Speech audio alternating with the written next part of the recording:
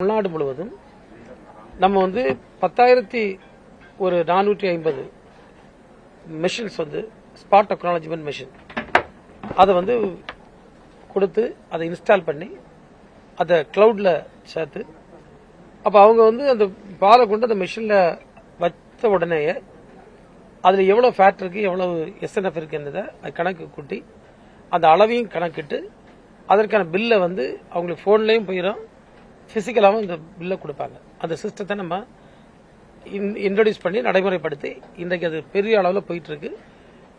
Maximum அந்த machine supply பண்ணி முடிச்சிட்டோம். இன்னும் கொஞ்சம் இருக்கதையும் ஒரு 2 மாதங்களில் கொடுத்து முடிச்சிடும். அது தரத்தையும் உத்தரவாதப்படுத்தும்.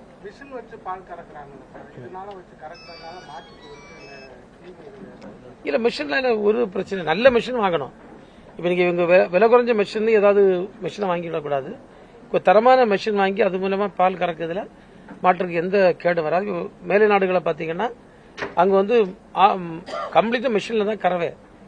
ஏன்னா ஒரு மாடு 60 லிட்டர் 70 லிட்டர் கறக்கும். அது வந்து கறந்துட்டு இருக்க முடியாது. சோ முழுமையாக இங்கெல்லாம் மெஷின் தான். நம்ம அதை நோக்கி தான் போயிட்டு இருக்கோம். ஏன்னா இப்ப கிராமங்கள்ல பால் கறக்கக்கூடிய ஆள் வந்து கிடைக்காது. அதுல எந்த தவறும் இல்லை. ஒன்னே ஒன்று விவசாய பெறக்கூடிய மக்கள் அந்த மெஷின் வாங்கக்கூடிய நேரத்தில் நல்ல தரமான மெஷினை அவங்க வாங்கணும்.